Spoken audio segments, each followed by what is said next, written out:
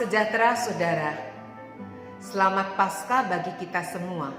Esok kita akan merayakan Minggu Paskah ketiga. Hidup ini indah.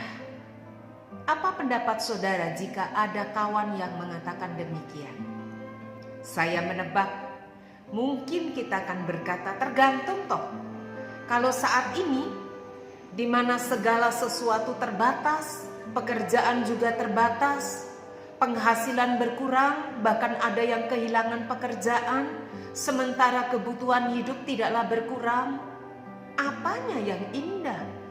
Ketika kita justru berada dalam ketakutan dan bertanya sampai kapan pandemi ini bisa berlalu. Juga bagi saudara-saudara kita yang mengalami duka cita karena kehilangan orang-orang yang dikasihi.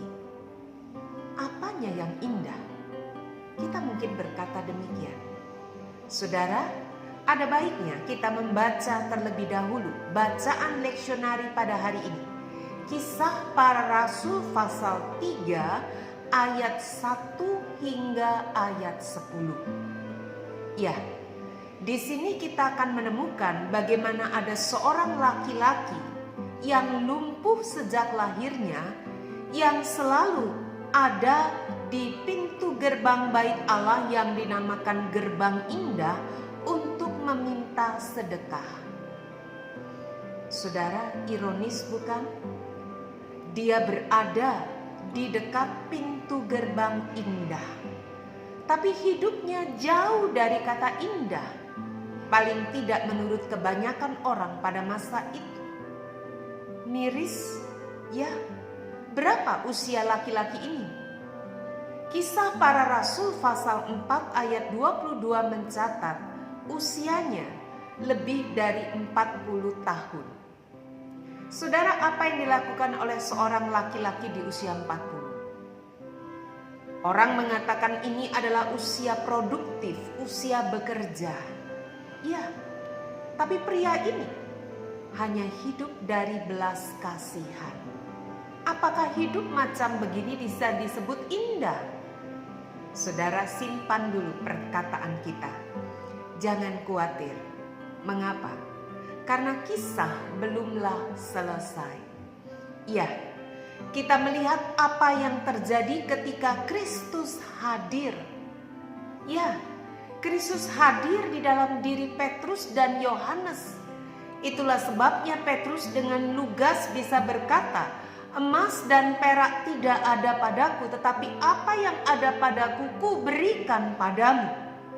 Apa yang diberikan Petrus? Kristus. Ya, dan itu cukup. Emas dan perak bisa habis, dan laki-laki itu akan kembali mengemis. Tetapi Kristuslah yang menyembuhkan. Dan bukan hanya itu, Kristus memulihkan rasa berharga laki-laki ini. Bayangkan, selama ini mungkin tidak ada orang yang memandang dia, apalagi berbicara dengannya. Orang hanya melemparkan uang begitu saja. Tapi saat itu, Kristus yang hadir dalam diri Petrus dan Yohanes bukan hanya memandang dia, tetapi berbicara dengan dirinya. Saudara, hidup ini indah. Lihat bagaimana Kristus hadir. Saudara, hidup ini indah jika Kristus hadir dalam hidup kita, apapun keadaan kita. Saudara percaya? Mari kita katakan, hidup ini indah jika Kristus hadir di dalam hidup kita.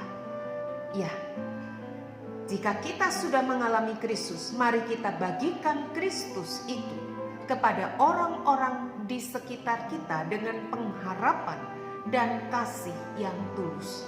Ada banyak orang yang membutuhkan Kristus. Saudara mau? Tuhan memberkati kita.